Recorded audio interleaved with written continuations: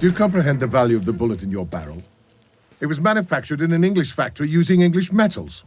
It crossed the 7 seas in an English vessel. By the time it reached the barrel of your gun, it cost £1. £1 sterling! And you would want to squander it on brown rubbish. Clear the road.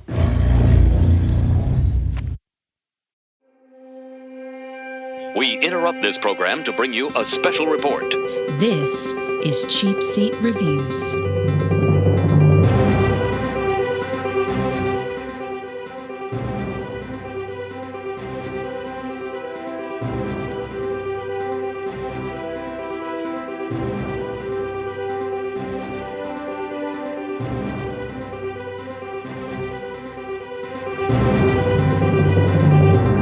Hello, and thank you for listening to Cheap Seat Reviews, the podcast that explores the Hollywood film industry for the greater good.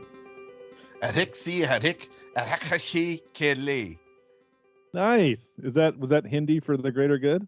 No, he had something caught in his throat. Nice. I actually thought on the fly about changing it to the podcast that explores the Bollywood film industry for the greater good. Oh, nice. Oh. That would work. However, this is not a Bollywood film, so that would already be erroneous. Yes, as this podcast. This is episode 429. 429. It's not significant to anything. I just wanted to say it 3 times. Tonight we're talking about RRR. R. Is it? I mean, I guess it's just RRR. It's not like triple R, like triple X, right? It's just RRR, right? That's the way I read it. Yeah. Okay. Because on IMDb, it's just you roll the tongue. Yeah. I can't do that. My son can do it really well because he had Spanish. Yeah. What we're doing now? We're just making R sounds like I'm a naughty little tiger. Oh. Well, this podcast Whoa! Wait a second. Oh, hold on. This is the RRR After Dark, correct? Nice. I'm on the right podcast, correct? Yes. Oh yeah. Okay. Good. Well, I mean, there is a lot of dude on dude action in this movie, and a lot of shirtless things going on. So yeah, this can be now not totally that action, just bromance. I mean, they don't take it to any kind of bases or anything, but just short stop, whatever. They do go to a British base, so arguably there is at least one base. There's at least one base. That is true. And then a rebel base. So there's a few. Yeah, there are a few bases. I am Sean Allred. I don't know if I've said that, but I am Sean Allred, the host of this podcast, and I'm very excited for you all to be here. Joining me tonight is Andrew, uses tigers as weapons, Jimison.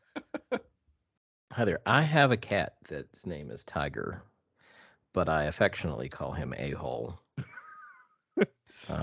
Because that's what he does. In the middle of the night, he jumps out of a cage and then tackles me in my sleep. Yeah. As thousands of soldiers run around. Yeah. Oh, I loved that scene. I love everything about that scene. Yeah. Sam. What? Ram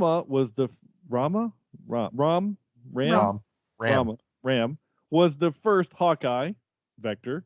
Apparently. And Sean, let me take this motorcycle and do Captain America here and throw it at you. So, okay. That's it? Really? Just really? Of all of the ways that people died. All the things, you've already been attacked by cats, you've there's so many ways to die in this movie. I'd take the S&M whip and just rip the neck open, I guess. But that second whip, why did she just have that? You know what? Don't judge. People have their kinks. I mean, I don't want to kink shame, but and she was. Well, they were both so turned on by that scene. It was This was my second time viewing this movie, and I actually noticed this time around that not Ram, the other guy, I can never remember their names. Akbar. Beam. Yeah. Was it Beam that was whipping him? I thought Beam was getting. Ram was. was He was the one holding. Ram was holding the whip, and I saw him take the whip and put his hand on it, and then kind of go like this with the one with all the nails. So I'm like, buddy, you kind of ruined the effect there if you're doing that with your hand. So. So anyway. And making her Cheap Seat Reviews debut is Marie. Load. Where's my applause? Shoot. This is what she asked me to put. This was in her writer, ladies and gentlemen. Culturally curious host of the Alt Pop Repeat Pop Culture Historian podcast. Two very different things, but that's cool. Yeah. Wow. You nailed it. Thank you. Thank you for coming to the show. Oh, I didn't even say your last name. Nicola. Marie Nicola. Thank you so much for coming. No problem. I am a pop culture historian, and I'm on a show called Alt Pop Repeat. So those are two little things. So if you want to talk about just the random things that have happened in history, or why we do certain things in mainstream culture we do today, I'm your girl that's going to tell you that. I'm also the one that's going to be telling you about shows like movies like RRR when they first come out. Yeah, this whole movie was a word of mouth movie. It really was, because all of a sudden I started hearing, you got to see this thing. You gotta check it out because it's going to blow your mind. And I'm glad we were able to get it on the list for sure. Oh, absolutely. I mean, it's one of those once in a lifetime films. And it is definitely what I would consider to be a true popcorn movie. It is pure entertainment. It is high paced action from the moment it starts to 3 hours later when the movie ends. And when you hear that it's a 3-hour movie, when you start with this, it's like, there is always a twinge of concern. But if you just trust in other people, you trust what they're saying, and you go along with it, my God, ain't it a ride? Yeah, it is a 3-hour movie. It is a 3-hour ride. Yeah. And it does feel that way. Yes.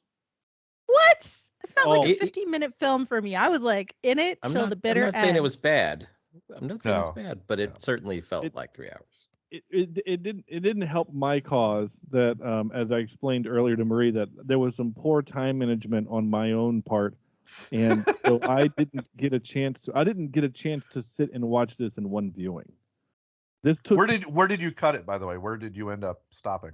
So all right, so the first hour that I watched, what did it say? Wednesday. So it was Monday night. I watched the first hour. So basically, it was up till.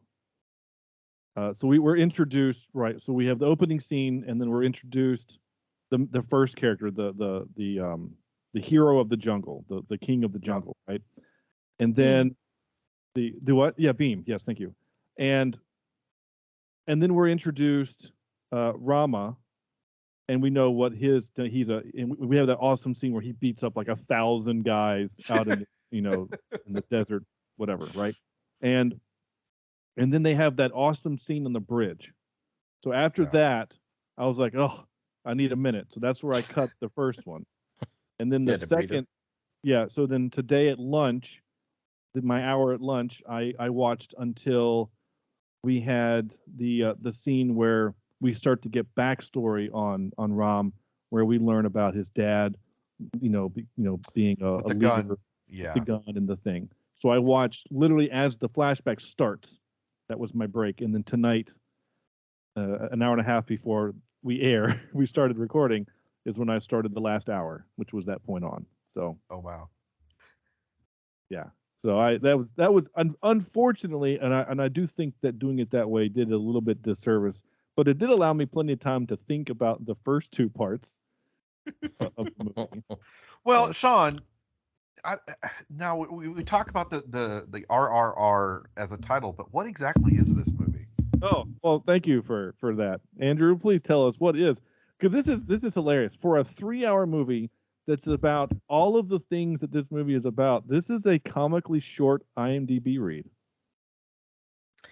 A fictitious story about two legendary revolutionaries and their journey away from home before they started fighting for their country in the 1920s. That's it. Yeah. Wow. Doesn't really tell you that much. Tells you nothing. Leaves a lot to the imagination. Except that this movie wanted you to know up front that this is a fake story. Yeah.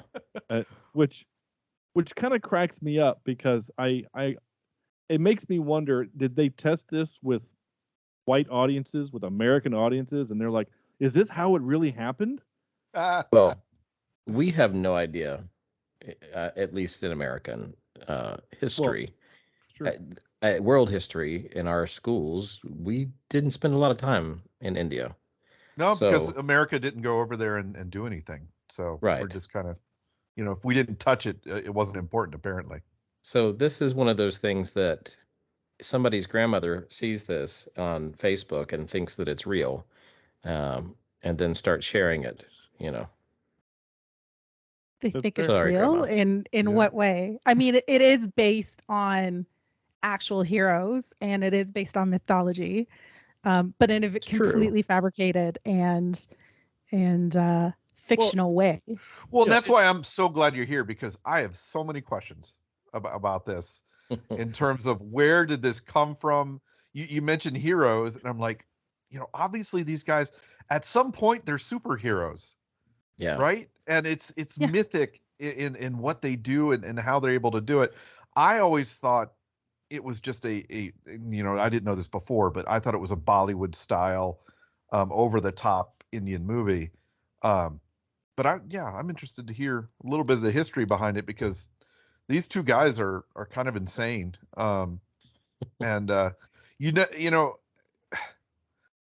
We talk about movies and we talk about how each movie gives you the rules, right? And how there are some movies where they bend the rules that they give. And this one did have me confused at parts as whether they were, some sort of forest god and I don't know, sharpshooter god. I don't know what he would be, but it was interesting. Well, yes, kind of. So one of them is based on a very famous rebel who did rise up against the British, and he's often depicted as this warrior, and he's the warrior that we saw most closely resembled is what Ram turned into. He's the sharpshooter. In the end, you see him dress up and he has his bow and arrow in his hands. He can't miss a shot. So he is actually based on an actual historical figure. So basically it's like there's two real life Indian rebels. One is Alluri Sitarama Raju, which is played by Ram. Okay. And then we have Komaram Beam, who actually is also played by N.T. Rama Rao, which sets me up where the two R names, which is why we have the title RR, and we'll get that in a second. But these two heroes actually never met in person. And there is also some other pieces to it which are bringing in the stories of Hanuman and, oh my goodness, I'm trying to remember the other one. I wrote them down in notes, but I don't know if I'm going to get to it. Ramayana and the Mahabharata. Yes. So those are two mythical stories and two actual heroes. They're kind of like all loosely intertwined together. In real life, the two heroes never met. There's they play around with the stories a little bit so that it's not linear in any which way. So that's kind of what makes it the whole thing fun, because you're watching it and you're like, oh, this is a really great buddy action flick. I'm really into it. I love where it's going. The action is nonstop. And then you get to the very end and there's that moment where you're like, oh, shoot, is he a god? He looks at the statue, and Beam looks at the statue. They put the paint on the face, and yeah. But he's like, oh yes, that's my friend, and he takes the bow and arrow and gives it to his friend. And next thing you know, Ram is dressed in this very God status activated. Yeah. God status was exactly. He leveled up. He got the bow and arrow in his hands, and but it makes sense because his dad was training him with the gun, and my middle name for the show. That's one thing that I thought that we never really saw was his sharpshooter skills, right? I mean, other than when he's a kid. And you saw him shoot his dad. Well, yeah, and when he's practicing later on, but we never see it really put to use other than with the bow, right? Yeah. There was a handgun time when he shot the guy about to shoot Bean with the little girl. Well, that's true. Yeah. Yeah, but that was a handgun. That wasn't a rifle for sure. Yeah. Well, okay, hang in there. He did sharpshoot about 40 dudes in the escape attempt while he's riding the shoulders of his friend. So okay, that's fair. true. When he's riding on his shoulders. About that. like, I couldn't make those shots standing still with the guy standing still, and he's on a guy's shoulders, one hand with these rifles. With broken kneecaps. Yeah. Or broken legs or something. And and then whenever he's a child and he picked up a gun for the first time, he made that impossible shot. Yeah. And then there was, obviously, he shot the British soldiers that were threatening his village. And then the very dramatic scene in which he had to shoot his dad, which is very sad. That was sad. I was not expecting that. Not just shoot him, but blow him up. Yeah. Well, let's pull it back in. Sean, do we want to do our 5 words? Yeah, let's go ahead and do our before we jump into too much here.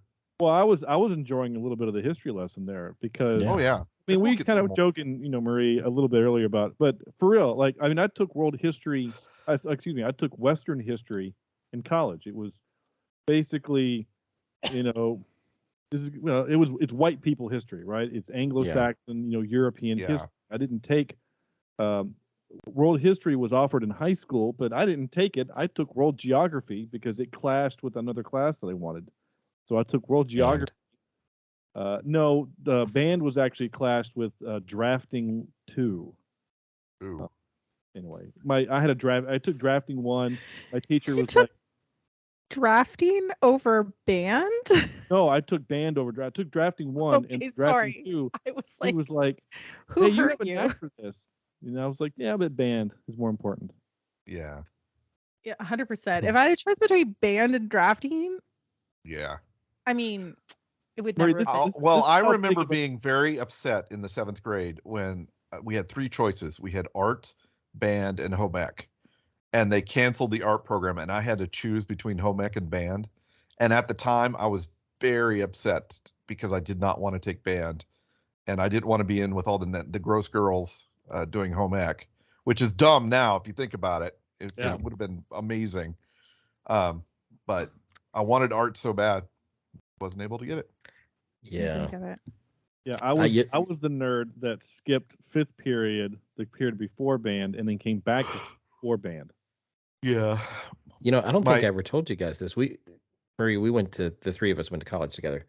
But I was offered a full ride scholarship to be a male cheerleader, and I turned it down because it interfered with marching band.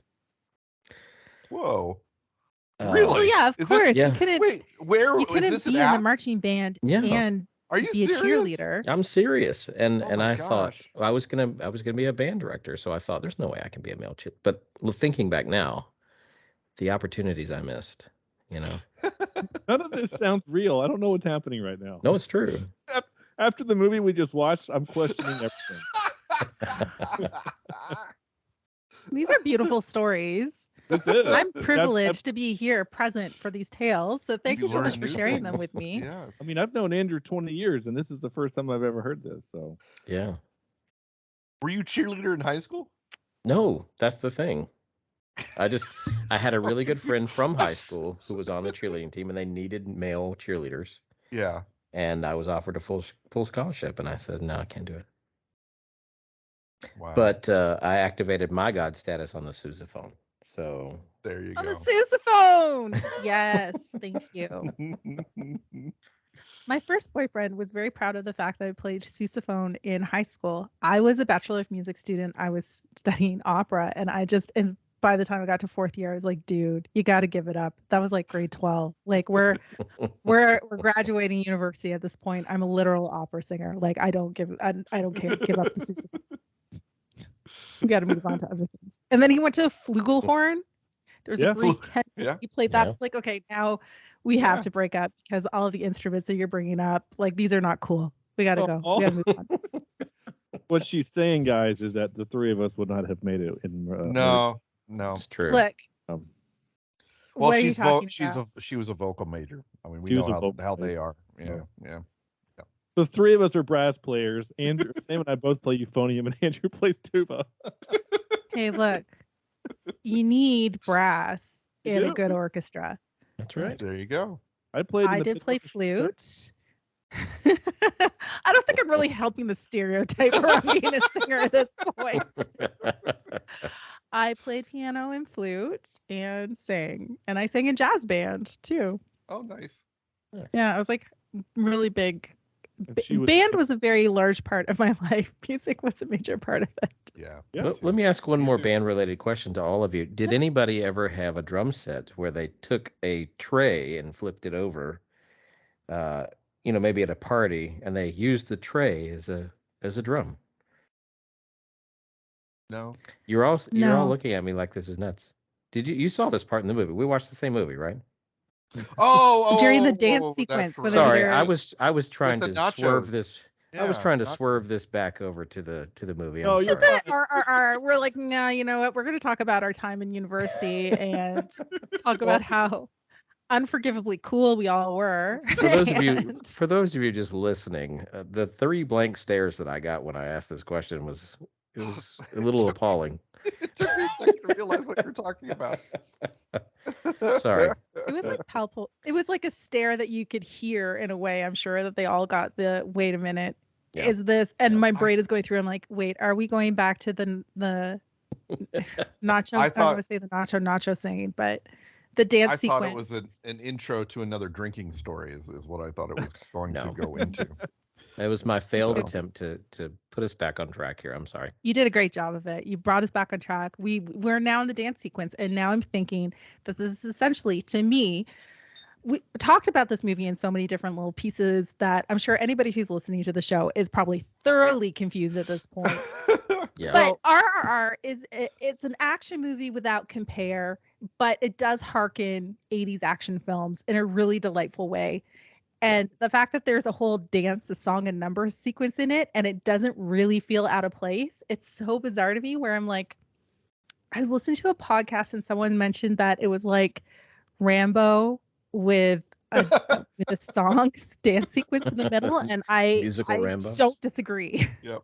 There is a moment in that dance scene where they are still dancing behind, I think it's her or something, but they are grinning like fools, still dancing while she's arguing with the guy about their dancing. Yeah. And it's every time, both times I've seen that, it just absolutely makes me crack up. They're just, it was great. They're just having the best time in life. They're bros for life, you know? They are bros, and somebody's Siri decided to go off. I'm sure there's a lot of people that also don't understand, but we'll get to it. Andrew, why don't you give us your 5-word review? Okay. So I didn't really have a 5-word review, but if you've listened to the show more than one episode, you know that I don't stick to 5 words anyway. Could there be any more TNT in that room? That's one review. And then my real review is every time I thought this movie was over, it had another hour to go. But I mean, honestly, the chapters, I did kind of feel like I was reading a book visually because there were chapters that came to a close and then we keep going with the story. And you know how you watch a film and you're like, I want to know what happens to the character. And you either get a sequel and you find out, or sometimes you don't. You're just kind of left to your imagination. This one gives us every ending you could ever want, and completely closes the story closes the lid on this book, or the cover on this book, at the very end.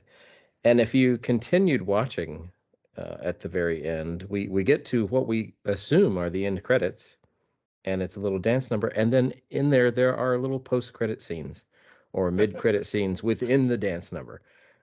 So honestly, you get to like hour 14 and you're like, okay, we've got to be done now. but it keeps going.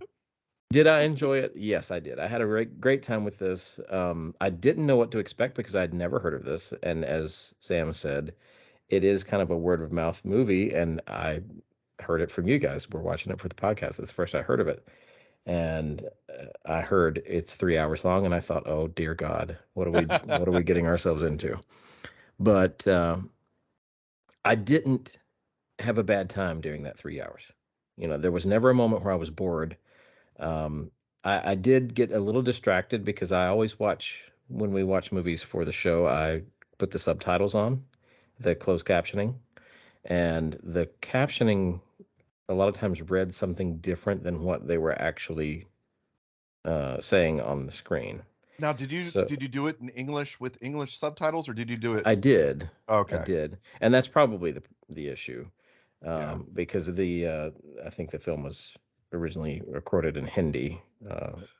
No, believe it or not, the Hindi is even dubbed. Is it? Yeah. And there's a big controversy whether Netflix they didn't release it with its not common sound. What do you call it? Common language. I don't remember what it was called, but Hindi is not, because I watched it in Hindi the second time, thinking I was going to watch it in its original language, and they're still dubbed. Like they're still not exactly saying what comes out of their mouth. But when they go into native tongue because they need to in the movie, then they do, and the songs are still native. Yeah. So you get the subtitles for the so you can read what the song is singing about. And the songs, that's another thing. The songs are stories. I mean, they're telling stories in these songs. It's not just who was it we had as a guest, and we talked about musicals and how we hated some musicals that just told stories about eating a bagel or whatever. Jim from Film Rage. Yeah, Jim from Film Rage, and I agree with him. But this one told a story. It continued telling what we were watching, and gave us background and gave us history, and it was freaking catchy. Like, it's oh my gosh, the songs in this are just so good. And I don't know, I never listened to this in English, but the subtitles crack me up on the songs because it's just so outlandish, and it's just, are these two guys ever going to fight? Are they ever going to, you've got a clash of fire and water. It's just it's a perfectly descriptive song of what's, like you said, of what's happening. It's almost like the audience is singing what we're anticipating and what we're thinking about in that scene.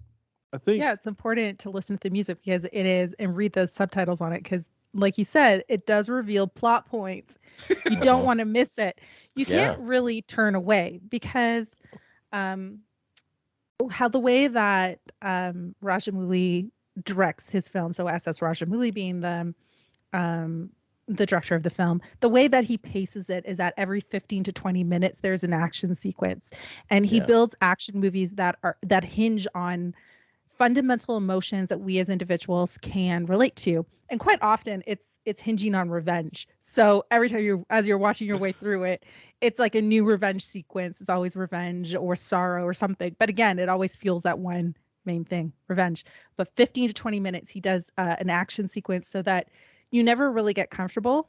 So when you're supposed to start feeling bored in a typical mainstream Hollywood movie, in this film you don't. You're like, oh no, now they're not friends anymore. Oh no, now is he going to shoot him? Is he going to abandon him? Like they have this very, and then it's like a love story.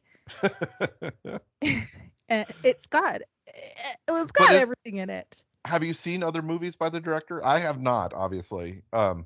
If he does movies like this, I might have to check some more out, because, like you said, this was a fun one to go through. He has a movie that is called what is it? I'll find it. Oh, is that the other one on Netflix? Bahubali. And there's 3 of them, and they're on Netflix. Okay, I'll have to check it out, because this absolutely was a ride, and a strange ride. But I gauge movies on showing me things that I haven't seen before. And I can't tell you how many times this movie surprised me with its antics, and gave you stuff you just never see. You never see. I loved it. Look, and if there's anything that we could do right now, we really have to emphasize the fact that we watched a film. Again, it's Tollywood. It's not Bollywood. It's from the southern part of India. The language they speak in it is Telugu. Sorry, I'm going to say it wrong, but again, I didn't look up the pronunciation for it before. So there are many different areas of film in India. Considering the size of it and the population of it, it's very surprising to think that they have so many districts. But Tollywood and S.S. Rajamouli, what he has done to get it on the map. In fact, he has, I believe, out of the top 5 Indian films, top 5 grossing Indian films, I believe he occupies 3 of those spots. Wow. If not 4.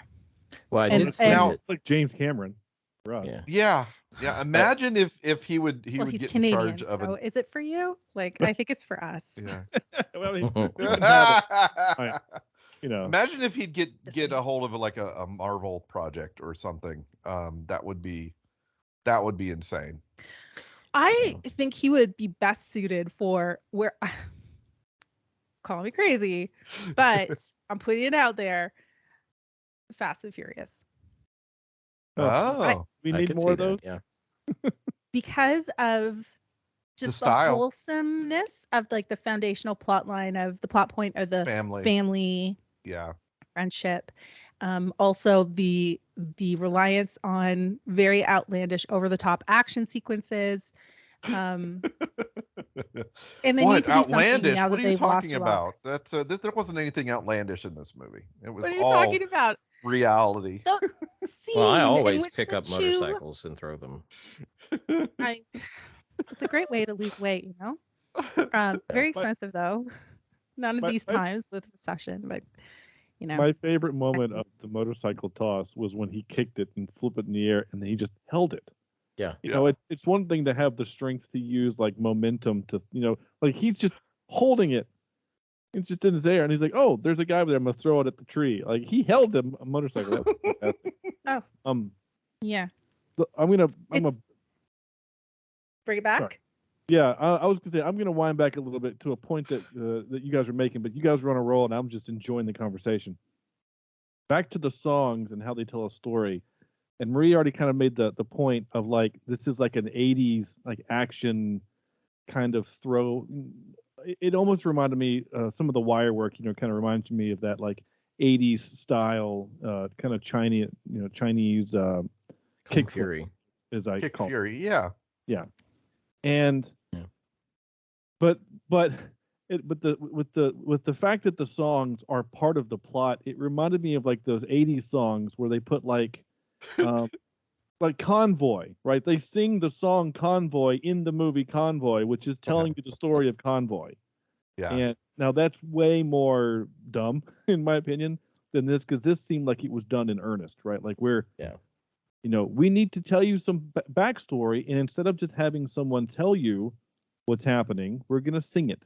And I thought that was really a lot of fun. But see, it wasn't even backstory, though. Like, a lot of the songs were almost, like I said, audience reactions. It was, what are we going to see? What are we going to, when are they going to find out each other and turn on each other? When will the bloodshed happen? And that was just strange to me. Yeah. I was here for it. Yeah, me too. Go ahead, Marie. You look like you have something. Actually, why don't you go ahead and do your 5-word review? Okay. It's not, my 5-word review is not that glamorous. I mean, I was trying to get something like really good for you. But I in the end, I just had to say, you know what? I made a pact. I wasn't going to talk about how this entire action film decolonizes action films. I was like, I'm not going to go political on this one. I'm going to be very straightforward. I called it, which it does do, but that's not it. I called it a rampaging bromance threatening American cinema. Oh, there you go. Boom. Yeah. Boom. Okay. Wow. Drop the mic, but I won't because I need it.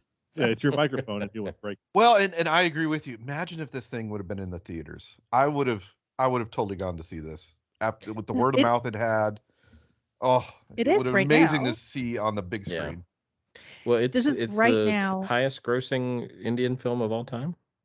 Right? Yeah, really? $100 million. And you know what? They're actually right now, today, I believe, they did another ticket sale for another screening, I believe at the IMAX at the Chinese Theater in Los Angeles.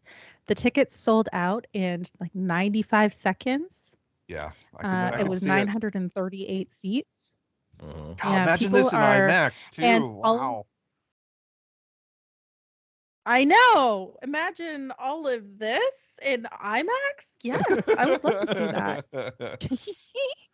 Yeah. So according but to IMDb, I they're- had a budget of. Oh, I'm sorry. We're talking. I was going to say they're pushing it for an Oscar push. So they've submitted it for best international picture, I think, or best picture that's not in an English language.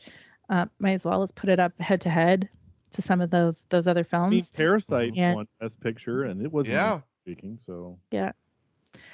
I feel like the slight difference with it is that this is, I mean, from what I know from our experiences watching film and like growing up, probably watching action movies, is that there is this earnestness and a simplicity to the story that is wholly entertaining, and it definitely keeps you engaged. And I have nothing but love for this film. I could watch it 1,000 times over.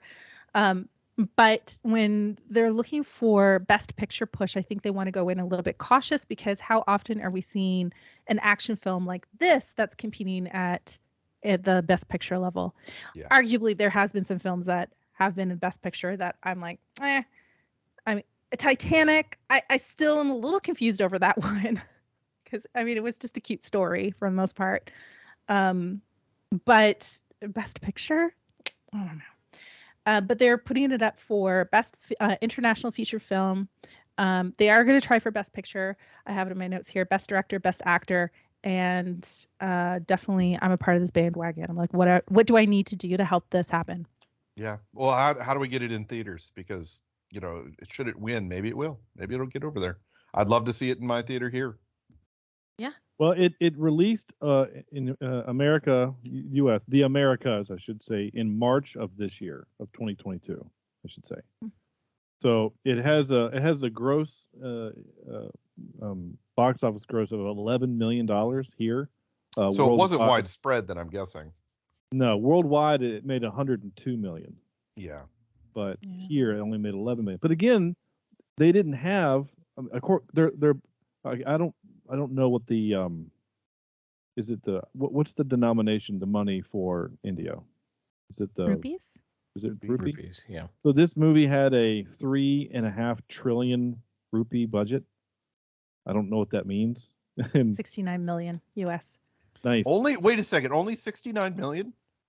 Yeah, it was the most expensive for Bollywood, or for a Tollywood film. This was the most expensive. But I get that. feature. There's a lot of practical effects. There's a lot of explosions. Yeah. A lot There's of, a lot of extras. I There's am a lot of surprised everything. at how low that is, actually, for the Mhm. quality of this film. Really, the cracks don't really show until about the third act, the last act there, where you kind of get some CGI issues. Yeah. But the first 2.5 hours of this film are, feels like a $150 million film. Honestly, you're right. The first time that even the animals are CGI, but you don't. Yeah. They don't feel it. Like, they still feel real enough. And the only time where I was like, "Ooh, that's bad," was when Governor McBad guy shoots Scott. Buxton. I like mine better. When he shoots the car and it like does like a really awkward physics barrel roll and flings her out. Uh-huh. Yeah. That looked really janky, but everything else. This is as far as the making of the movie. My only complaint is that everything in this movie is cranked to a level to 10. Right? The action, 11. the dancing, Yeah. The heart. all of it is 10. The one thing that was at a 1 was sound design for me. I wanted to hear when things got punched. I wanted to be punched in the face with the sound. When he's on a motorcycle, that thing doesn't make noise. I've never heard a quiet motorcycle. When they're driving the truck, that Marie has the scene in her background there, but the truck, when they crash through the barricade and turn to let out all the animals, That was the quietest Laurie I have ever heard in my life. I wanted. I'm wearing my really expensive headphones. I'm like, where is the sound design for this movie? So I mean, I guess they spend it on CGI tigers and deer and things, but that was honestly that's kind of my only complaint as far as the making of the movie, if that makes sense. But at 69 million, that they stretched their rupee on that for sure. That's impressive. And keep in mind too is that they do a lot of focus on music. So a lot of the music, the sounds, the alliteration that's happening in it, or the musicality in the background is quite often in tandem or not replacing, but it's complementary with what's happening on screen. So that's kind of like a really interesting way of looking at it, because from North American perspective, I completely and absolutely agree with you, because I have like a beautiful sound system in my living room. I love having big audio when I watch movies and television. And I agree with you. It was missing that piece. Like I wanted to be truly and absolutely immersed in it.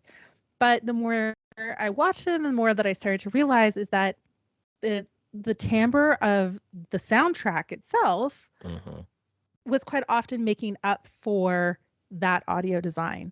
And whether or not I agree with it or not, that's just the way it's done. It's probably because that, like you said, that's what we are used to. Yeah. Because we're used to, okay, forgive me, Marie. Please don't come through the camera and punch me in the throat.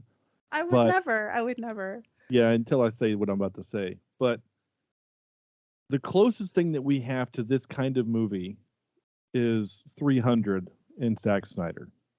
Yeah, I could see that. Okay, like a very historically over the top telling of a historical thing, but it's without the music videos. Right. Well, that whole movie is basically a music video in a it really is. Yeah. But my point is that movie sound design is in your face. I mean, every stab, every swish of the sword, like everything again is to 11. So that's what we're used to. So when I'm watching this movie, my brain is telling me, hey, this is kind of like a Zack Snyder movie where I'm expecting everything to be here, and everything was except sound design. So and it was.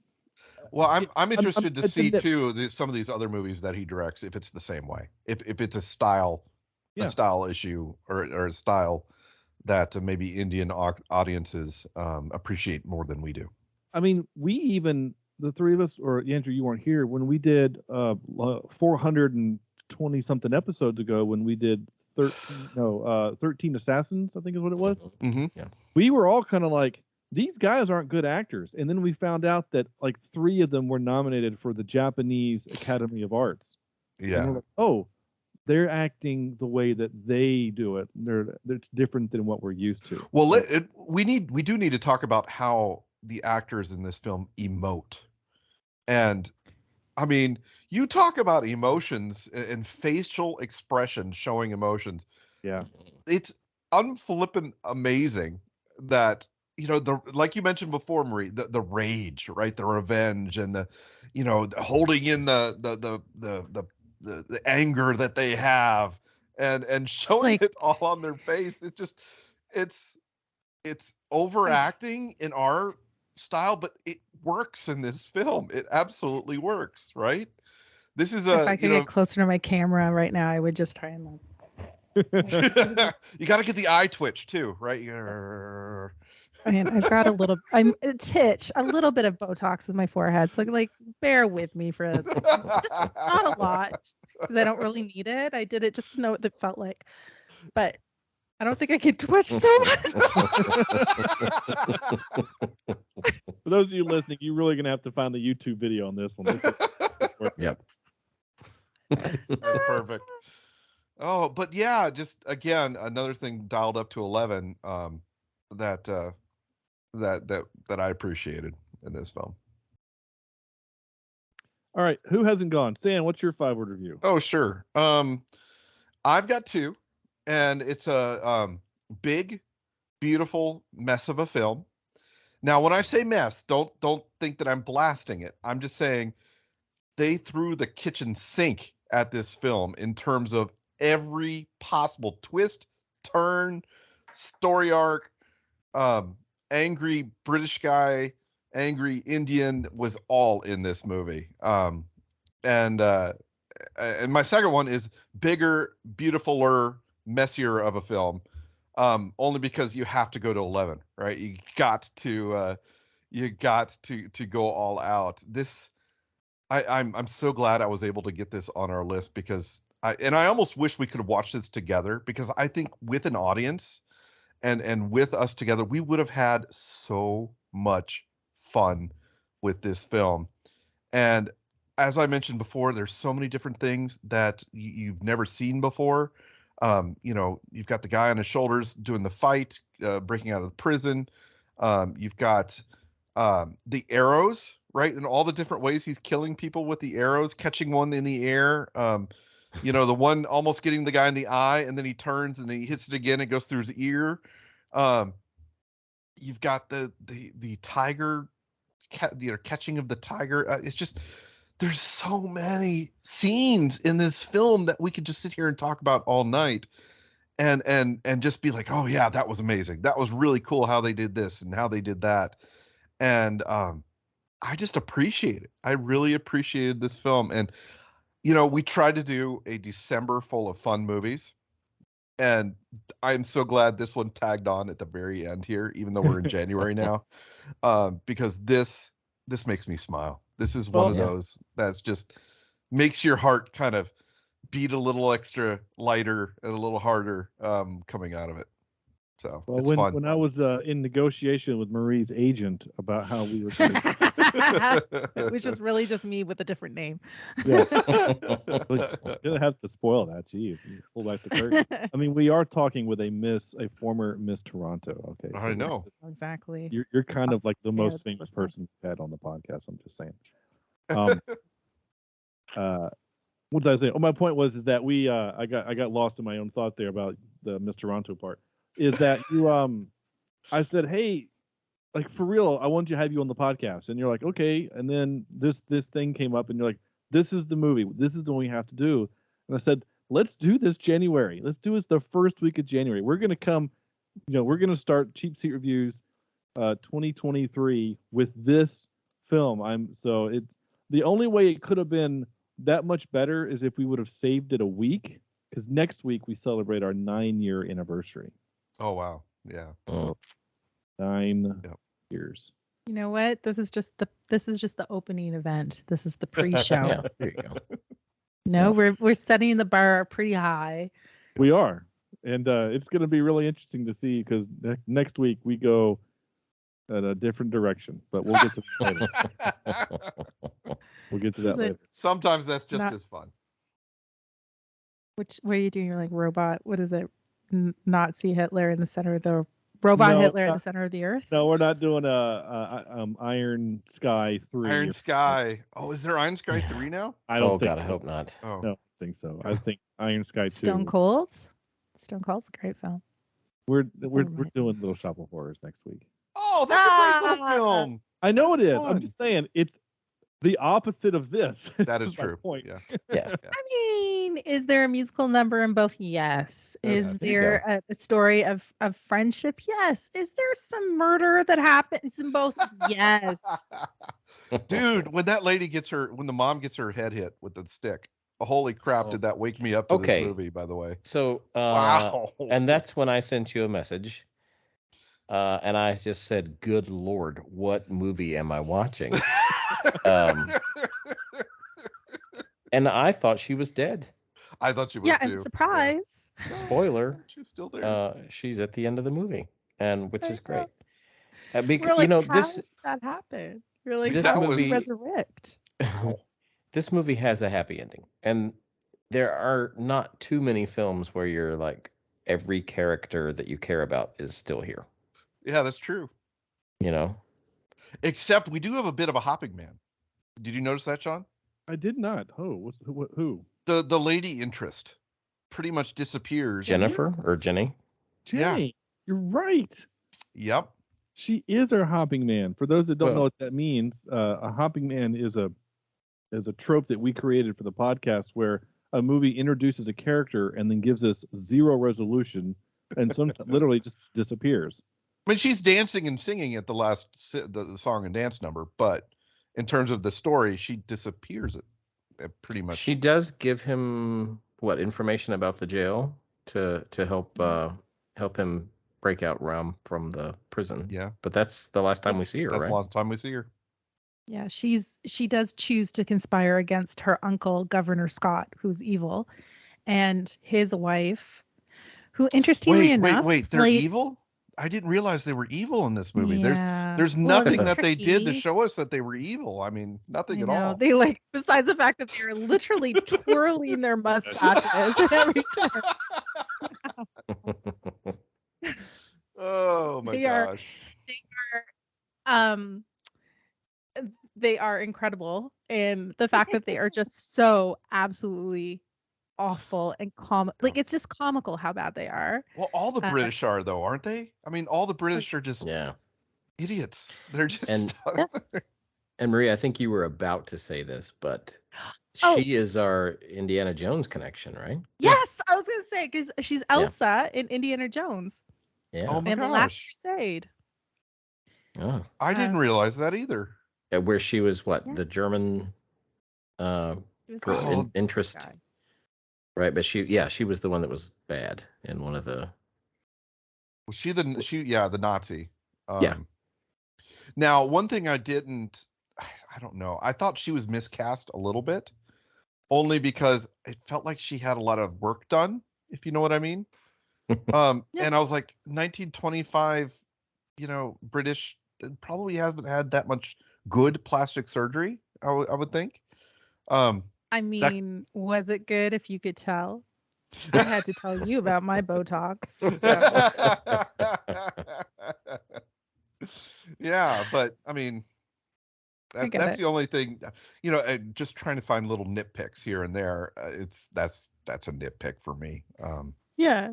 That's it. It's like, but it's also like in a space of fantasy. I mean, we are talking about the same film in which the first time that our two main characters see each other is during a very tense moment when they're literal miles apart. One is on top of a bridge, the other is in a crowd, and a train crashes, and they have to conspire with each other through eyesight alone. Right. A very complicated plan to rescue a young child fisherman. And they just from a few gestures, they both understand completely what's going to happen. Yeah. But then it's like they have that moment, as you can see in your background, where they have that predator lock hands, you son of a bitch, moment where they're like, one's holding the patriotic flag that protect him from the flames, and the other is and with the other hand is holding his new best friend. And then from then on, it's but the action sequence, they don't need to make sense. That it needs. No. You don't need any actual physics that just ruins it. All we want is the craziness, the spectacle of the whole thing. Yeah. And so if I'm willing to accept that as a possible sequence of the film, I think I can accept that she's got some work done. I don't think it really destroys it too much. But there's some pretty insidious parts in the film, the part where they liken the value of the life of an Indian citizen to less than £1. Yeah. Yeah.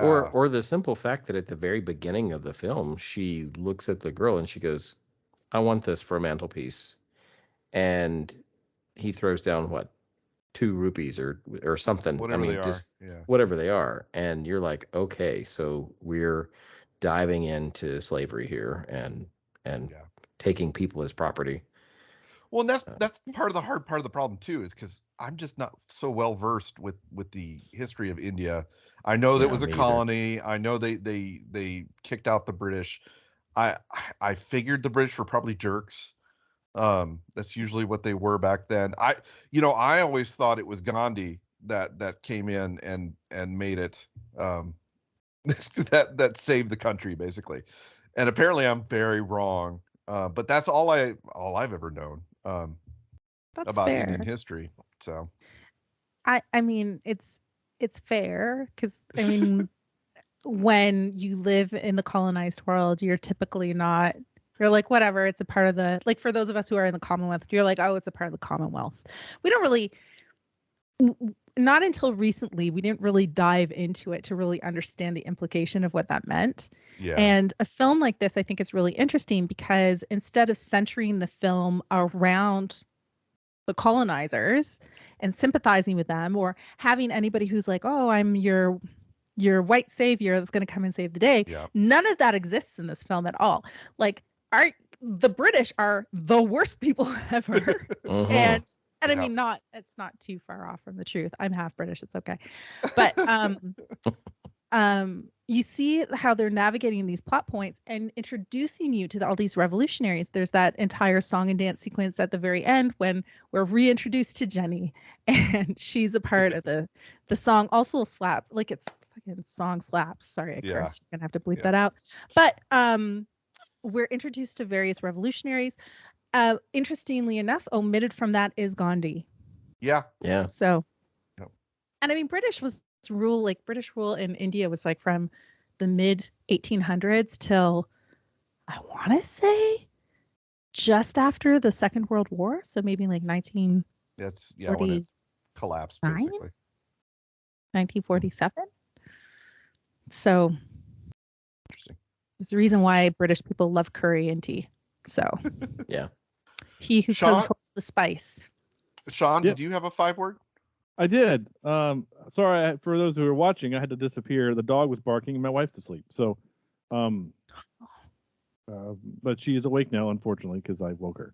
So I am the bad guy of this story. And it is 1947 when English rule ended in India. Nearly 100 years. Oh my goodness. My 5-word is beautiful epic with fighting tigers. Tigers really stood out for me. And I want all history. Wait, yeah, that's 5 words. Okay. I want all history like this. I want to see the American Revolution told through this guy's eyes. That's how I want. Yeah. I want George Washington swinging through on some ropes, going across the, not the Hudson, the Delaware. The Delaware. Thank you. Yep. Rio Grande. Yes, the Rio Grande. He invaded Mexico so that we could. No, that was different. Yeah. Well, just create a new story. Yeah, whatever you want. Whatever, it's fine. Well, I mean, one of my favorite ridiculous movies like that's Abraham Lincoln Vampire Hunter. Gosh, yeah. It's just a good time. Classic. It's a good time. Talking about like revisionist histories, I was thinking about America the Motion Picture, which is animated. I get it, but I'd also found it very entertaining. If you ever watched that one. America? No. America, the Motion Picture. I have never seen that. I've never heard. It's ridiculous and it's hilarious and it's fun. If you enjoy watching animated films and animated features, it's a good one. I think Jason Mantzoukas plays not Paul Revere. Was it Paul Revere? No, I have to look this up now. Olivia Munn's in it. Channing Tatum. Sam Adams is trying to take down the Brits in a tongue-in-cheek riff on the American Revolution. Oh wow, this is recent. Yeah, Jason Mantzoukas, played Sam Adams. Channing Tatum played George Washington. Olivia Munn was Thomas Edison. Olivia Munn plays Thomas Edison? Yeah. Oh, I'm watching the whole thing. It's really great. It's well worth the price of admission, and I'm pretty sure that admission is free with your subscription on Netflix. So. I'm watching the trailer here, and there's like RoboCop is in this as well as Abraham Lincoln swinging from chandeliers, and this looks like a good time. Yeah. This is your history. You should be watching this. This is like they should be showing this in the schools. Alley. Yeah. Wow. I like. You know what? What do we have in Canada? We have our history is, oh my goodness, what is our history? Oh, John A. Macdonald. John A. Macdonald was a terrible man. He was a drunk. The famous story of when he was going into the Charlottetown Conference, which is the conference in which Canada was developed as the Dominion of Canada. He was in a rowboat and he was drunk as a skunk, and he just sat in the Charlottetown harbor just cursing at people. That's all he did. So that was our first prime minister, and then he tried to like murder everybody. That was the other fun thing. He was a genocidal maniac, to be sure. He was the guy that put in every known possible law that was like, ooh, indigenous people, no, we can't have that. Okay, let's make it a crime for them to exist. Okay, women, don't like them. Let's just make life unbearably hard for them. Oh, are you gay? Yeah. Death penalty. Let's put that down. Are you writing this down? Because these are all ideas from my genius mind, John A. Macdonald, King of Canada. When was this? 1864. Okay. Wow. That's the beginning of Canada. See, right. This is like the secret history of Canada that people don't even know. Maybe Canadians were like, we started off on the wrong foot. Maybe we should be nicer. Maybe we should. For the next 200 years, we'll just be nice to everybody else because we apologize for our prime minister here. What do you think? Yeah, maybe. That's maybe that's it. We're trying to make up for lost time. Yeah. I mean, we do love we're a bit of masochists in a couple of ways. I mean, we do love our ketchup chips and. Ugh. Tim Hortons. I don't really like all dressed chips. That's like the one thing I'm not really big on. Anyway, in many ways, Governor Scott in this film could very easily be based on any given Canadian back then leader in the early like 1800s. And he's our MCU connection. Would never have thought. He plays Volstagg in the Thor trilogy. What? Volstagg. He's the guy with the Governor beard. Scott? Yeah. Wow. Oh my gosh, yeah. I see it now. Yeah. Huh. Mm-hmm. Just give him an axe instead of a gun. Yeah. Well done. Very cool. I know, right? I was seeing if there was by some chance somebody. I always look for the Star Trek connection, and I was surprised because when I saw, his wife, I was like, oh my gosh, she's Indiana Jones, Last Crusade lady, and but I couldn't find any others. There might be some other ones, I just haven't found it yet. But there's some funny when you start going and taking a look at the people who are in the films. It's a delightful journey of saying, "Oh, I had no idea. I mean, had no idea." Yeah. So I'm gonna run through a couple notes, and if anybody else has other notes, I will say this: not just because of the time crunch, but mostly because of my computer situation. I only captured the one clip for the intro. Oh. I don't have a lot of clips, and I didn't really know how some of it would transfer over. Like, this is going to sound whatever, but I was afraid that it would come across as being insensitive for some reason. I don't know why that was in the back of my mind, because it's the actors talking. I don't know why. It felt weird to even go through the effort of trying to record clips. So, and there's not a whole lot of funny things that are said, really. It's definitely not. It's not. Like, there's the only other time that I even took the note that I should capture a clip was when Lady Scott was like, I want to watch him bleed, when she's like being like, she's like sexualizing the torture. Oh yeah, she was like, horny for some blood. She was, and like they were like oh hey, let's go find ourselves an Indian later on and torture him in our bedroom. It was like they had a weird thing going on, which was entertaining to watch. But so a couple of my intro or my clips, I mean not intros, I wrote them. Calm. Okay. Some of my notes here is that fight scene where it's like one versus like all of them, right? It's like, oh, and then when he gets back in, he just gets a new stick, and then everybody just backs up, like, oh, this guy means business. But it's because we would later on find out that they were fighting a literal god, so that's why they all lost. Then I wrote, oh, this just turned into a bromance. Now, I did read in the trivia that the director said he wanted to make a movie where, a friendship was just all in on the friendship. And I know as I was watching it, I thought, you know what? This seems strange to us, but maybe that's how it is. And maybe that's how it was in that time period. John, I would totally climb on your shoulders Yeah. and let you carry me around. I don't know what you're talking about. Absolutely. I would Y'all too. can climb on my shoulders anytime, and we'll fight the British. Yeah. There's the advantage, Marie, that the three of us, you can only see us from our shoulders up. There's a lot of yeah. You don't want us on your shoulders. we would hurt you. I think Same. It's all angles right now.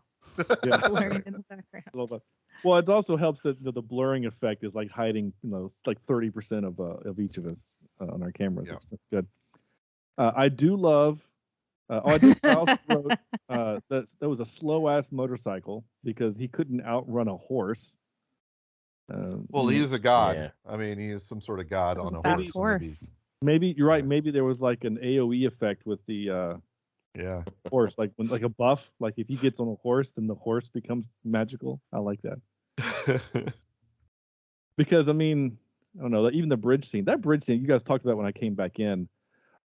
The part that I thought was going to happen, honestly, it was when they wave at each other, right? And then he just does the hand signal, and like in my mind, I thought, wait a minute, Got it. are they like long lost brothers? Like that's honestly where I thought this was going to go. Like these were like brothers separated because of the British, and one grew up in the British ranks, and the other one, in this little village, but they taught each other this language as kids. And then they just that's where I thought it was going to go. Nope, they just know stuff. they just know it. Yeah, got it. Kind of like when He's they're oh, knocking on the ground and like I just know that's. So when he was trying to find him at the prison. That's our secret knock. Mm-hmm. Yeah. Was it? I thought it was just like when you're trying to locate a stud in the wall. I thought it was. looking... Wasn't it the Exactly. dance beat from the Nacho? He dance? found a stud. Oh yeah, he did. You think it was? I think it was. Maybe it was. I don't know. That is an observation. Oh, if that's true, I don't disagree with you, but my mind is blown if that is the case. Yeah. Yeah. Now I want to is there a way? How can we find out? I'm currently looking up how many times does. Right? I'm currently looking up how many times does Beam try to set fire to Governor Scott's house? Because he does it a few times. Yeah. Unsuccessfully. I want to say 3 times, but it may be only 2. Governor Scott's. It also didn't hit me until later on in the movie, because once the movie kind of establishes, the water and fire angle, and that the one guy is fire, because not only is he using, but I mean even in the picture there, it shows Beam with fire sticks as he's riding a herd of animals, but for the most part, but then later in that fight scene when they're fighting each other, Ram is using fireworks and a fire stick, and he's using the water hose.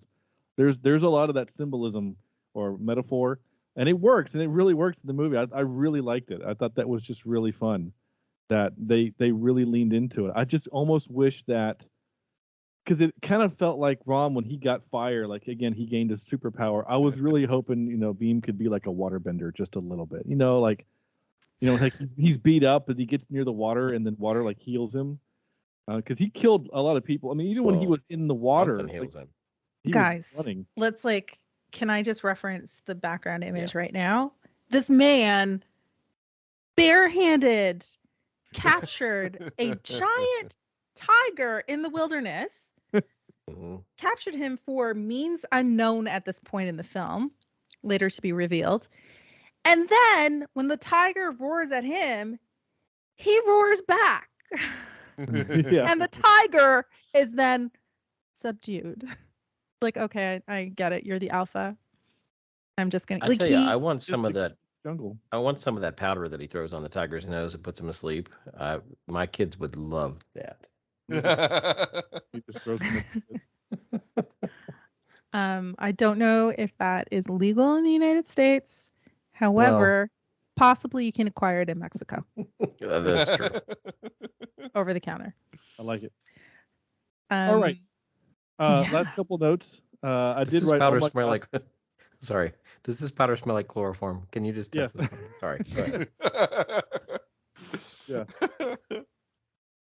Let's see. Now it's a music video. Oh, I love the overreactions in movies like this. So like even like at the dance party, all the white guys are overly upset that the Indians are coming in and like out dancing them, and I love it. I just love surprise. It just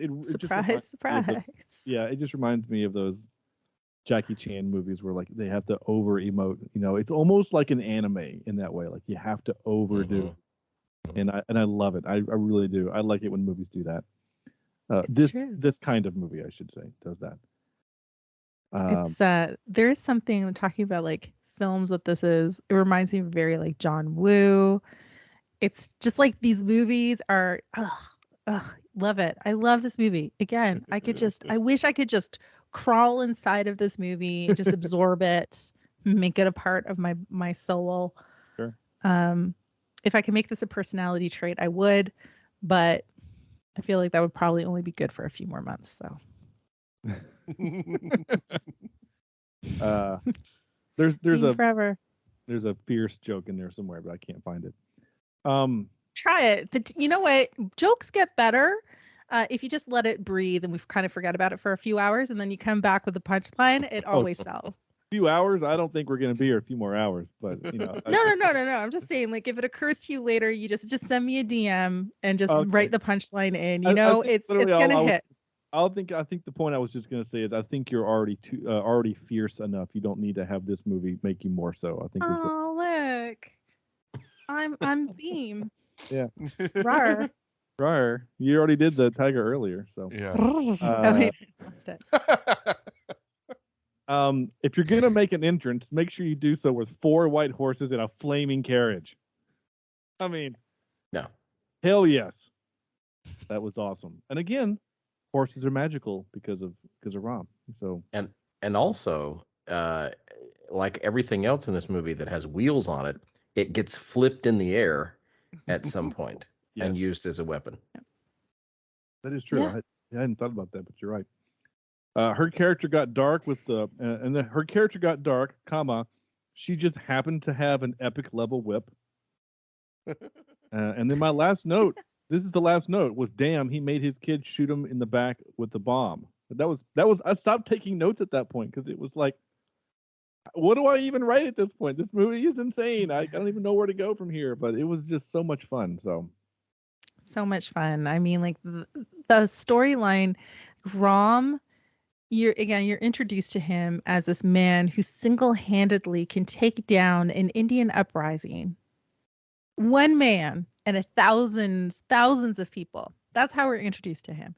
Yeah. And you see him working for the British and you think he's a bad guy. But as you navigate through the film and you learn about him through his epic, beautiful bromance with Beam, you know that there's more to him than that. And then you learn about his backstory, and his backstory shows that he is fighting for something so much bigger than himself that he'll make some of these sacrifices, including sacrificing those that he loves for this cause. And then Beam, alternatively, is sacrificing himself to try and return the kidnapped Molly, which is the little girl who was kidnapped at the beginning of the first scene in the movie, to return her. And then he somehow learns through his love of Rom that, I should be doing more for India, and I will from now on, which actually caused a lot of controversy. People were really upset by this because the character he was based on would have never done that.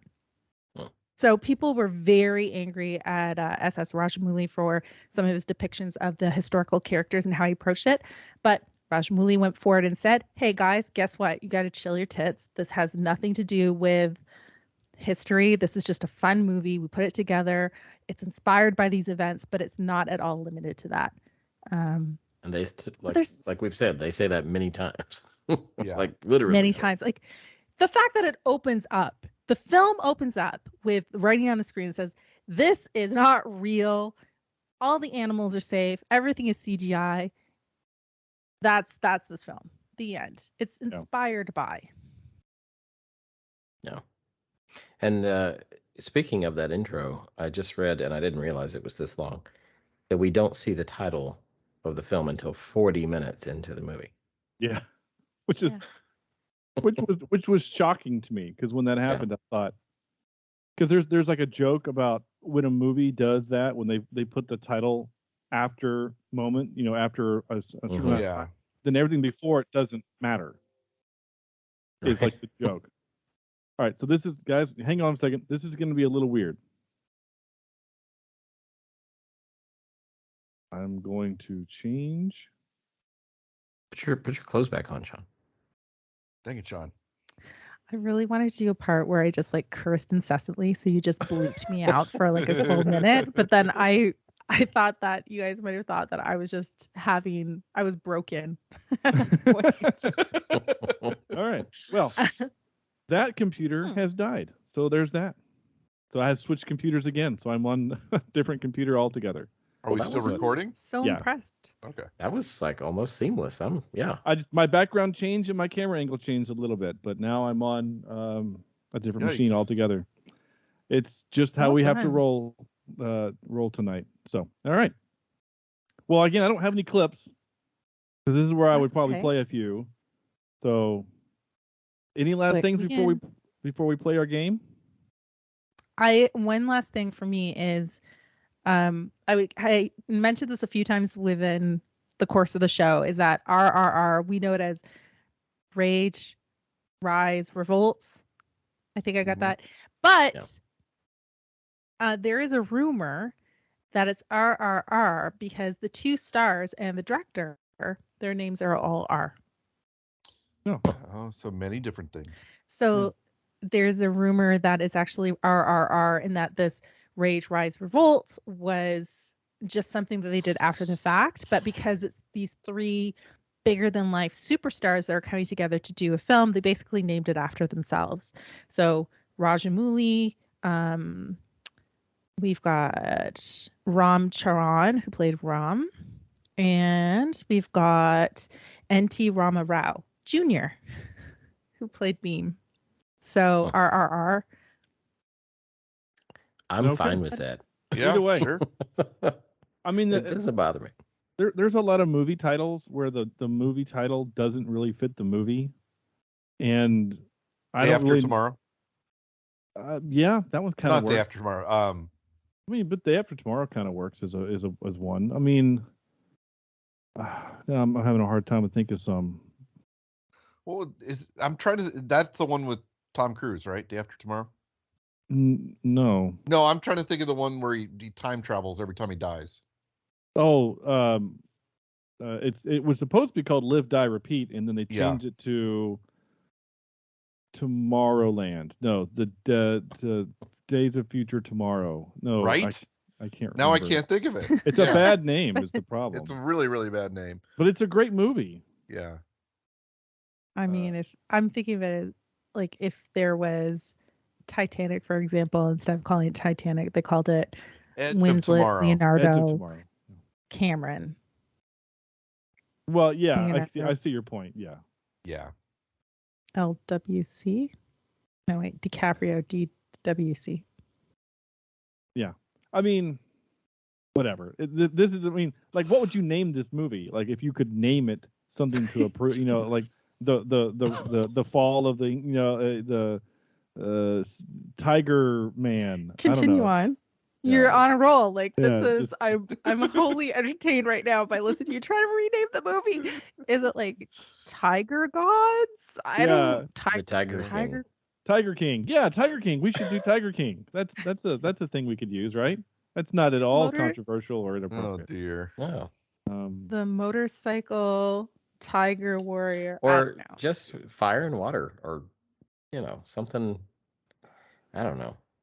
Fire and Water. Okay, there's something there. Yeah, like I like it. There is something there. I can't think of what it is, but like it almost, like, you almost want to do it like, because it's such an epic film, like a George R.R. Martin thing, where it's like RRR Rise, Revolt, Rage, a story of water and fire, or something like that. It makes you want to have like a subtitle. I don't know why. I turned on the film on my iPad in the background just to be like, oh, where do I land? And it's the dance sequence. And I love how in this film their friendship is so pure. Yeah. And it's okay. Like they say that they're wrong when they're wrong. They say they're sorry when they're sorry. They are tortured with their appreciation of each other when they feel like they've done each other wrong. They are there for each other in thick and thin. And there's like this friendship story, which is very atypical in action films, which I just add that on the list of like the top 10 things I love about those films. Like, well, it's not a buddy cop film, basically. You know, we have the buddy cop where there's the goofy and the straight man, right? And this is not that. They're both basically this. I don't want to say the same character, but well, Beam is a little silly because he doesn't speak the language. So like there's a language barrier thing happening, and his buddy, you know, like they do have a little shtick at one point where he's trying to get up with Jenny, and he's like, how long is it gonna take? 5 minutes. You mean 5 hours? Oh yeah, it'll take 5 hours. Oh buddy, can you give me a ride? No. You mean yes? Yes. You know, like that's like that was some funny stuff funny stuff going back. It's like stuff is like stick and stuff. Yeah. They're helping each other pick up girls. They're helping each other overthrow the government. Like they're this is like a true friendship. Yeah. First you're gonna get Jenny, and then we're gonna kill a bunch of white people. Let's do this. You know, like I'm all for it. Guys, I'm down. Get your horse, get your motorcycle. Come on, let's go. Go get your white horse and imbue it with magical powers. All right. So we're not gonna play the game, and let's see if this works. I'm gonna play this. I hope you guys heard that, but if you didn't, this is where first of all we say this game is sponsored by. All right, so the game is called Hey, Did You Notice? And I cannot wait to hear what Andrew has in store for us this week. All this 3-hour movie. Oh Lord. So this game is called Hey, Did You Notice? Andrew has picked he's created 5 questions based on the movie itself, not trivia, but moment in the movie, and we're going to go back and forth. Marie, you and I are going to play against each other. Sam, you can just hang out, unless you want to play on my team, whichever. Yeah, okay. Yeah. I'm sorry, I wasn't paying attention. Who's playing? Sam and I will play against Marie. How's that? Because she's seen this like 38 times, I think. Well, come on, guys. Look, you're putting me at a disadvantage. I am a guest in your house. Yep. That's how we do things. That's how it works. Yeah. Go make your own drink, and P.S. F you. I think you'll be just fine. Anyway, this is a game where Andrew will ask you a question. If you get it right, you get a point. If you get it wrong, we have a chance to steal the point. And if you win, I will mail you some stickers. How's that? Oh my goodness. And if you don't win, I'll still mail you some stickers because that's how nice that guy I am. I'm actually surprised I haven't already. I think I was waiting for you to be on the podcast so I could bribe you with stickers. So I think you offered it with my birthday, and then I just didn't get you my address. I think that's what happened. Blame it on the ADHD. That sounds about right. All right, Andrew, go take it away. How many weapons were fired? No, I'm kidding. Oh my God. How many bullets were used? Not including their fists. Right. Go on. Okay, Marie, you're going to go first. This is your question. What does the young girl, Molly, use to decorate the lady's arm? Henna? Yes, but what implement does she use? There's a specific implement? A stick? I feel like I'm going to be very No, you're fine. Poor. It is not a stick. Sean or Sam? My initial thought was to say like a feather, but now I think it's like monster trucker. I was going to say feather. You didn't get it right. Well, I was hoping for you to be a little more specific, but I guess I can allow that answer. It is a peacock feather. Oh, okay, cool. Yeah. All right, so Sean and Sam, this is your question. How many layers? Sorry. How many layers or levels of people do Rom and Beam climb when they are climbing that tower of people? How many levels of people were there? Oh my God, such a beautiful scene. It is. Sean, it's either 5 or 6, I think. Your guess is as good as mine. Let's say 6. This is not 6. Marie? I don't know, 10? There's quite a few of them to get to that pinata. There is quite a few. It is 8. 8. Oh, right between. All right, Marie, this is back to you. What is the name or the brand name of the hair gel that Rom uses to fix Beam's hair before the party?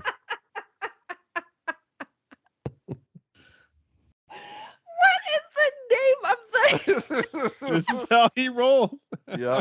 It's the only reason I asked the question is it's on screen for a solid 5 seconds, nothing but this can.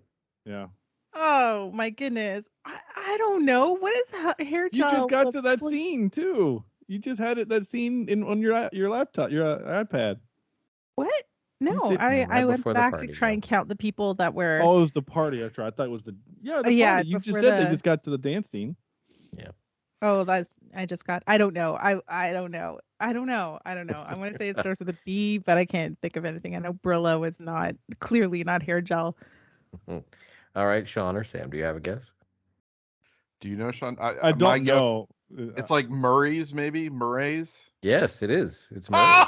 Well done. Or Murray's, yeah. Well done. You get stickers, my friend. I was going to go for the joke of Tiger Balm or something like that. Yeah. Tiger Balm. No, I caught that especially the second time because you're right. It is on the screen a long time. Yeah, it was awkwardly long, and I thought, well, I've got to use that. Oh my goodness, it is Murray's. Look at that. Sean and Sam, this is your question. What was Beam's inmate number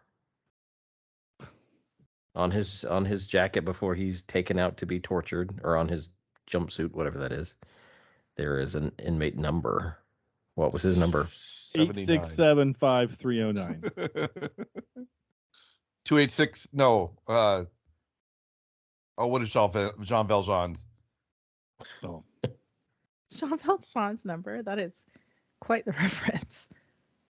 All right, Maria, I'm going to swing it to you. Do you have a guess? No. I have no guess for that. I have no inkling of what that potentially could be. I'm making it up. I want to say it's a 2, maybe a 9, maybe a 5. Well, there is a 5 in there. 1 1. But it's only 3 numbers, and it is 567. Oh. They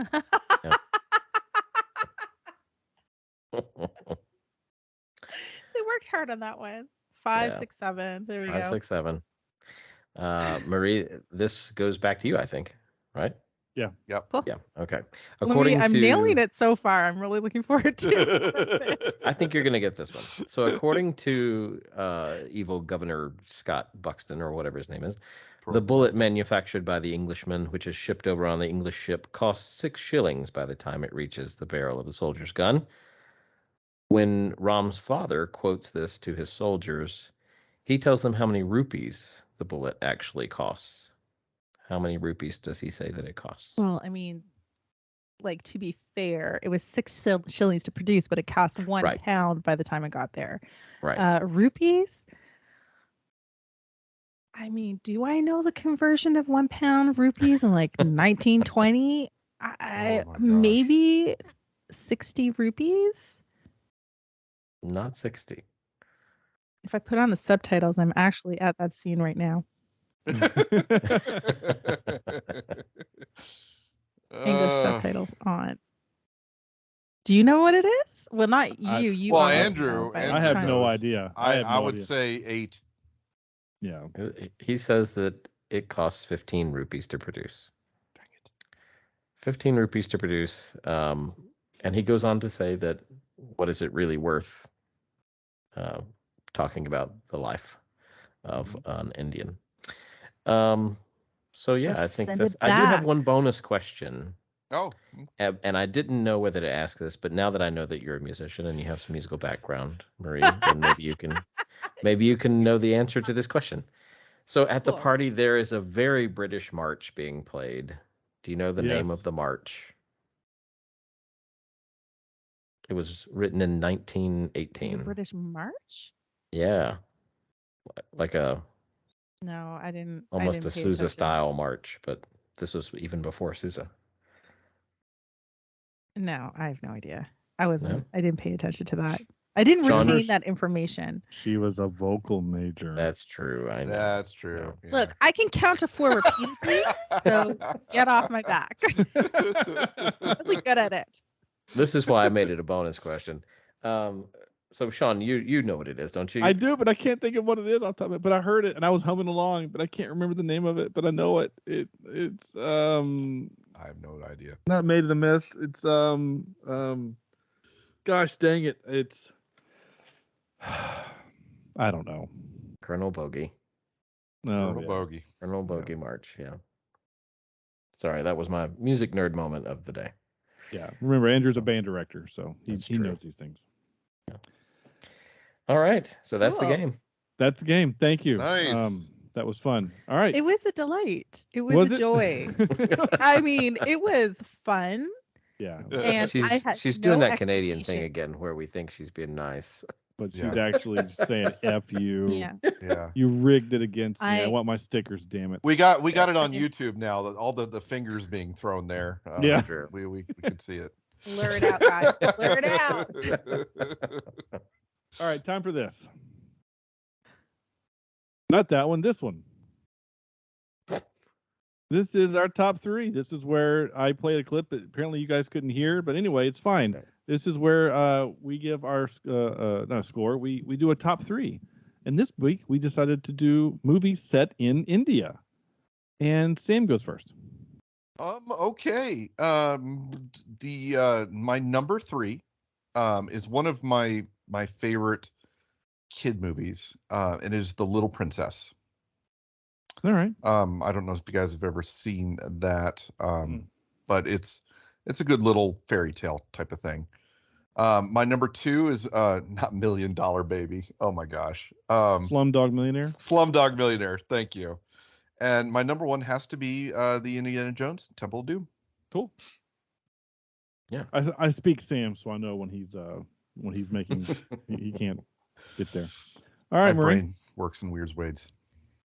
Well, this one, technically one of these, it's not an Indian film. Doesn't have But to I be an do Indian love it. film. It is. It could be set in India. Okay, well, Sita Sings the Blues, which is one of my favorite animated films. It's an animated romantic musical comedy drama. I don't know. It's a little bit of everything, but it's based on the story of the Hindu goddess Sita. And it's really beautiful. And it was from like 2008, 2007 it came out, and it's just really wonderful.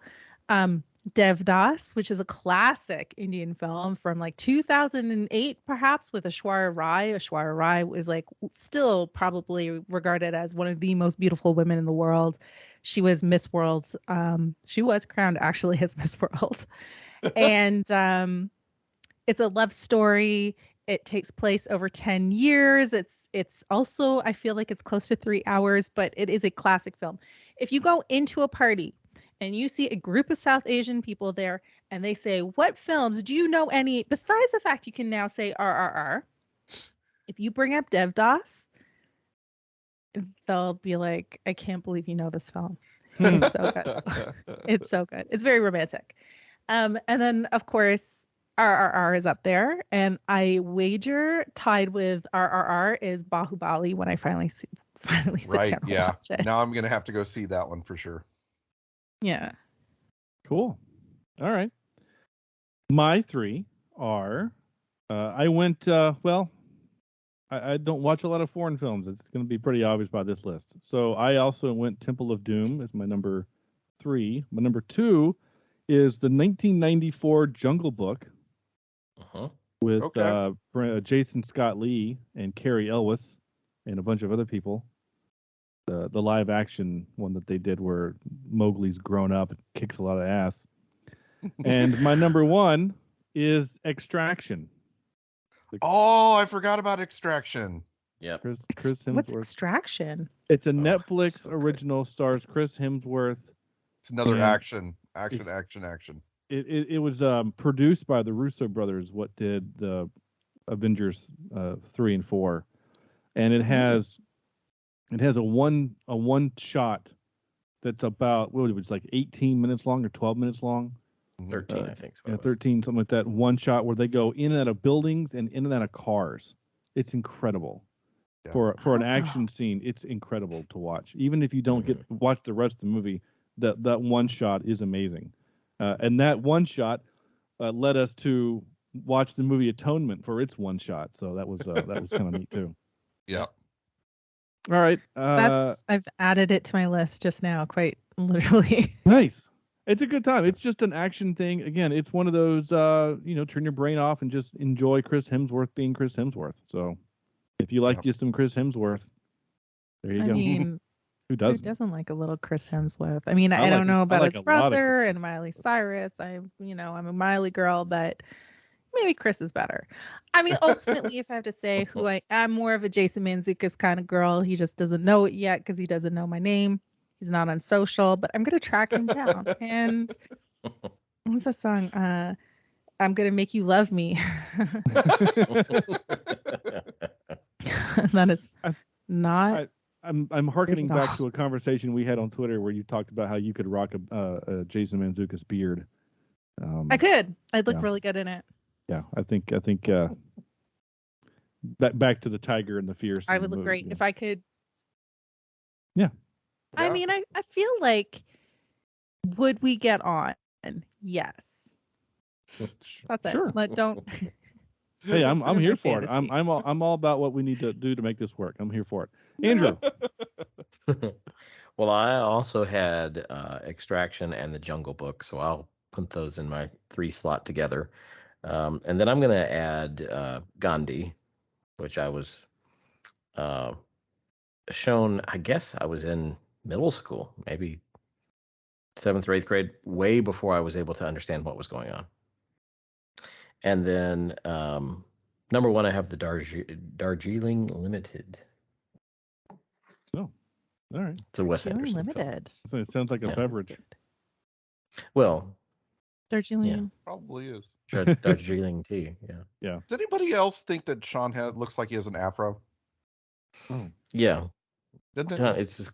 Well, now don't move. Yeah, don't. Well, don't you move. have to go back. Don't ruin it for all of us. Yeah, Yeah, that's just great. kind of Does. off to the side, like this. Right? Mm-hmm. There you go. Yeah.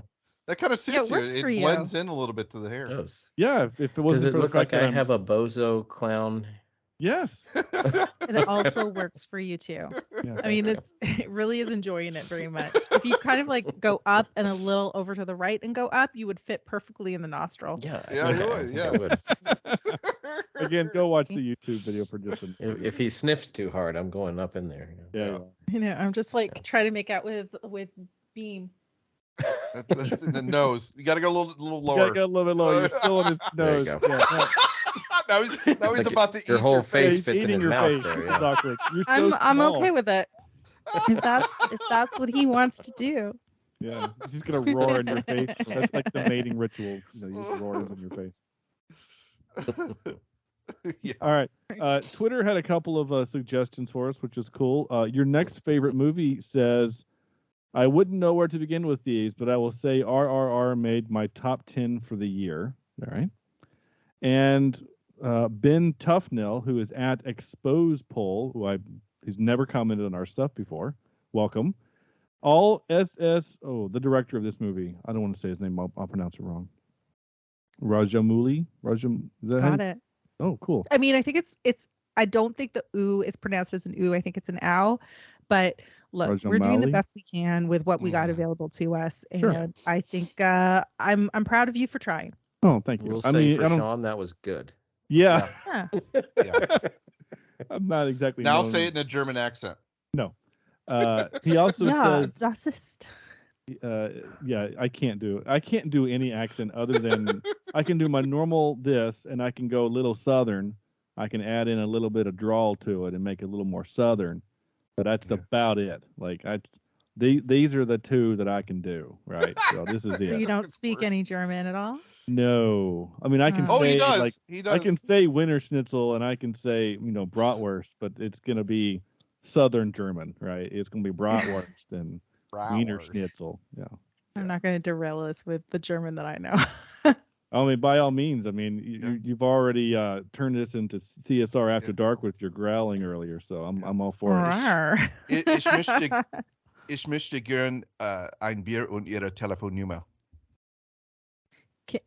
Are you a beer, and can I have your telephone number? Hey, there you go. I would like a beer.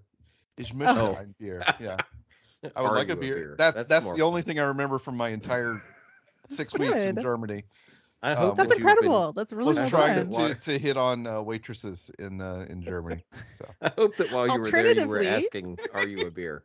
Alternatively, are you a beer and you have a phone number? Also could be a good thing. Mine is Bist du mein Vater, which is Are You My Father? Which I thought was really funny to learn. I learned that from a German family. I used to be in dinner theater back on PEI. I'm from Prince Edward Island, which is a small island off the coast of Nova Scotia. And dinner theater is really big there. And so there was German tourists that came in, and I was like, "Oh, teach me some German."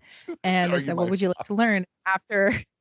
After considering it for a very short period of time, I said, "Could you teach me how to say 'Are you my father' in German?" They're like, "Yeah, absolutely." Because I just thought it'd be funny if I was in Germany and they're like, "Do you know any German?" I was like, "Yeah, Bist du mein Vater?" And then they go, "Nein." Nine. Yeah. Yeah. I mean, not even gonna try. Yeah, if you want to laugh at me and Sam and Andrew with that, well, mostly Sam and I, our 400th episode, we do a game where we all try some different accents, and it was bad. It's a good time. It's funny. I mean, we don't get offensive, which is good. So that's the most important part, is we didn't offend anyone. Yeah. You guys are pretty joyful, so I can't imagine it goes too far. No, we usually no. Back to our Twitter guy, though. He also says, EEGA, EEGA, it's insanely creative and bonkers fun. And Bahubali, which you mentioned, 1 and 2, great visual storytelling and creative action. Yay. Okay, incidentally, good. all 3 of these are available on Netflix as of today. So thank you for that. I will give that a like. As I was searching, I did see a movie that I kind of want to watch called Deli Belly. So about kind of funny. I don't know if it's about a belly in Delhi, but it's sounds like it. I don't know. It has nothing to do with like pastrami in New York. Oh man, I went to one of my really good friends married an Indian girl in Florida in the middle of July, and it was an outside wedding, and I had Deli Belly after eating the Indian food in 98 degrees heat and the spicy food. I thought I was going to die. I really did. Wow. So good. I could sit and eat Indian food all day long. Are you kidding me? Dal is my favorite thing. I love it so much. Yeah. Just all day. There's a new restaurant here in Hickory that I need to try. So. All right, I'm going to see if this works. Let's try this now. Oh, I don't have my clip anymore for top 10. Again, different computer. There's a lot of issues, so I picked this clip. Not a great plan. Hopefully you guys heard that. If not. Actually, yeah, I heard it that time. Yeah, I turned the dial over here. So that's our current top 10. Not a great plan. Okay, thank you. I thought it kind of fit, especially since I couldn't find the other clip. I don't know why I couldn't, but I couldn't. All right, Andrew goes first. What would you give this movie from 0 to 10? Gosh, like I said, I had a lot of fun with it, but it's not often that I'm able to give 3 hours of my life to something. Not even his wife or kids. Well, no. Are you kidding? No, I'm kidding. They get all of my life. But it was so much fun, like I said, and I would watch this again if I had more time, but I don't. But I'm gonna give this. It's gonna be in the 7s. Let's go 7.2. All right. Out of 10. Okay, Marie. Okay. I really enjoyed this film, so I will give it an unashamed 10. Oh, wow! It is a perfect film for you. It was delightful. Delightful. All right, no problem. Sam. This movie is everything you want to go to a movie theater to see. And it's everything you if you ask for a movie, this thing has it. So I got to give it an 8.2 out of 10. All right. It was fantastic. Even the second time, it was still fantastic.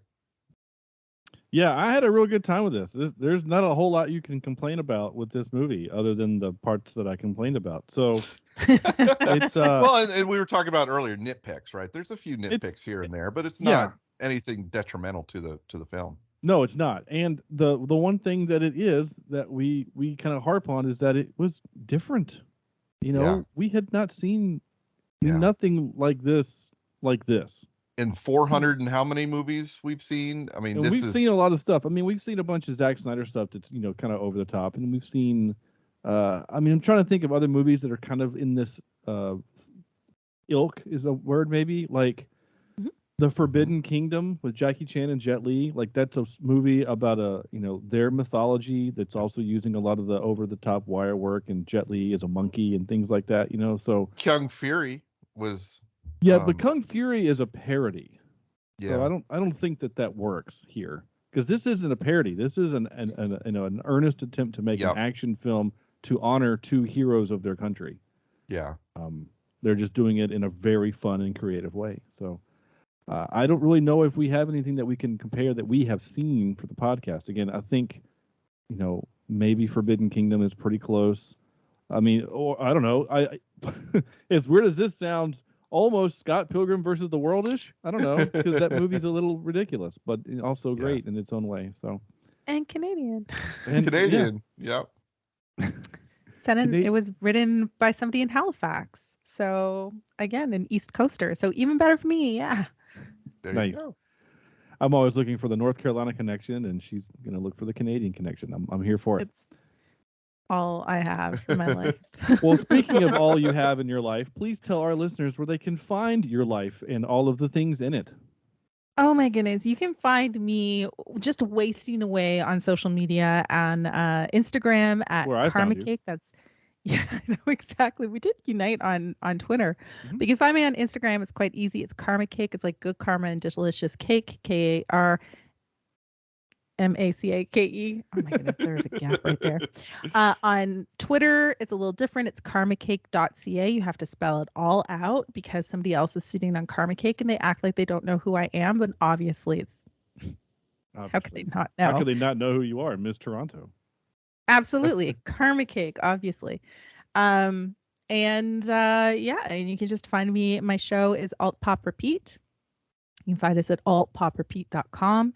We're moving over to the Big Comedy Network over the next couple of months once we finish porting everything over, and then you'll be able to find me there, which is, again, the Big Comedy Network, which is a new broadcaster launching out of Los Angeles. So that's pretty awesome. pumped for it. That's really awesome. Yeah. And then who knows? I've got another project I'm working on called One Weird Date with Jason Mantzoukas, and hopefully that's actually the name of the show, where I'm exploring the psychological and cultural reasons why we have celebrity crushes while simultaneously trying to get a date with Jason Mantzoukas. So nice. I like this. Again, I'm here for it. I'm here to help you in any way I can. I will say this. I do actually pretty vividly remember finding you on Twitter. It was just one of those where a friend of a friend, you know, liked or retweeted, and I saw your post, and it was a historical piece, about women in sports, I think. And I read, it was like a 7 tweet, you know, whatever, and I read everything. Disco. I think it was Disco. I think it was the death of Disco. Because the day that Disco died. Yeah, that's it was okay, at you're right. The baseball game.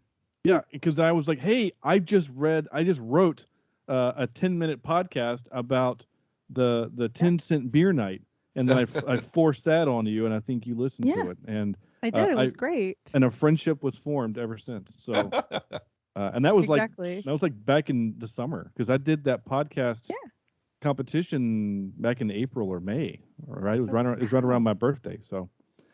Yeah, and we've been messaging it ever since. You tolerate my slightly irreverent and over-the-top personality. And I just appreciate your kindness, and you're always good for a chat, and you're always very interesting. So I appreciate you. Wow, I was not expecting that ego boost, but definitely the check will be in the mail with the stickers. Take it. I really appreciate that. It was very sweet of you send her to some say. stickers. That was worth it. I'm gonna clip this part out and make this now the that's your ringtone now. That's gonna be my ringtone from now on. Next time my wife is like, "You don't have any friends," like, "Well, yeah, but listen to this." It's gonna be the intro to the show from now on. Yeah, yes, exactly. This is Andrew and I have Reviews. no control, so Yeah. That's it. Yeah, you're gonna hear Catherine's voice. This is Cheap Seat Reviews, and then she's just gonna say, "And Sean is really nice," and all these other things. That's it. No more music.